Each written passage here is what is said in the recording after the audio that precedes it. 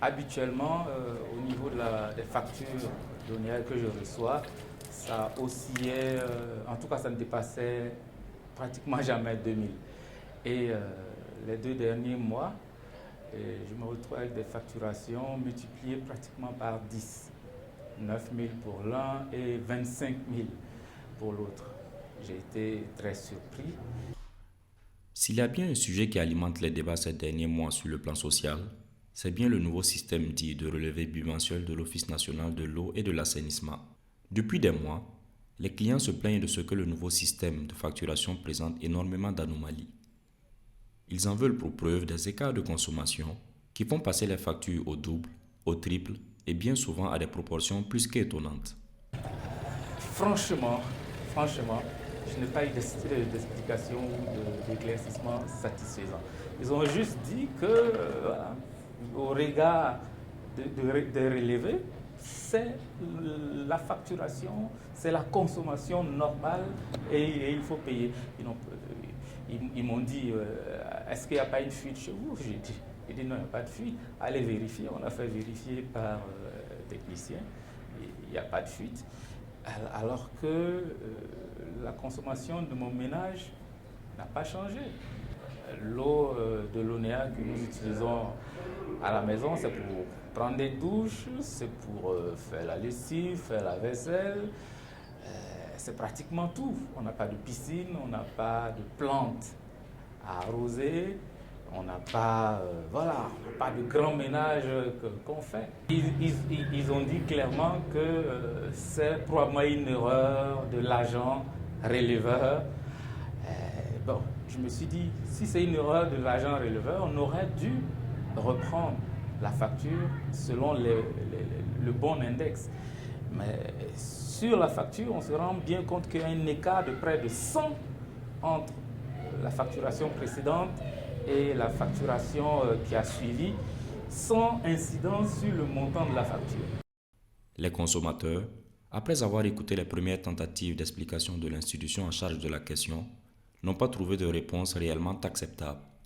Des organisations de la société civile ont pris le problème à bras-le-corps. C'est le cas du mouvement Balai Citoyen, qui a récemment donné de la voix suite aux différentes plaintes des populations, appelant même à la suppression de la nouvelle mesure. Sur le système de double facturation de l'ONEA, le Balai Citoyen regrette que depuis sa mise en application, nombreux sont les clients qui ont vu le coût de leur consommation croître de façon exponentielle. La nouvelle facturation semble donc comporter plus de problèmes que d'avantages qu'elle prétend apporter pour soulager le consommateur. C'est probablement scandaleux, parce que si c'était un individu, 2 individus, on pouvait encore comprendre qu'il y ait des erreurs qui soient faites à ce niveau-là, mais on voit que ça concerne énormément de gens.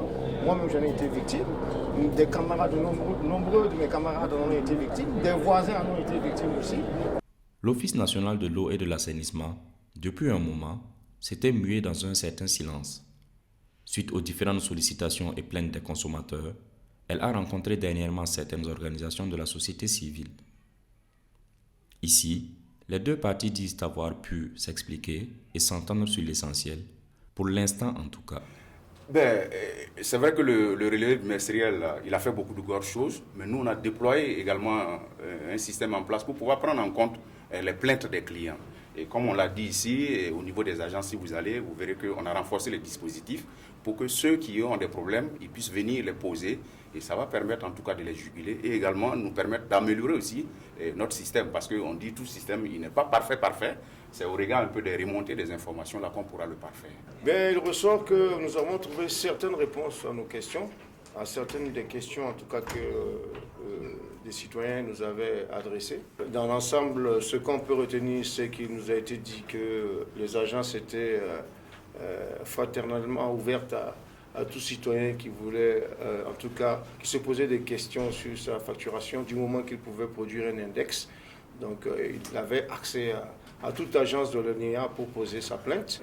Maintenant, nous nous réservons un certain temps de réflexion et d'incubation de notre entretien pour pouvoir revenir d'ici quelques semaines ou qu'ils ne disent pas qu'on a vendu la lutte.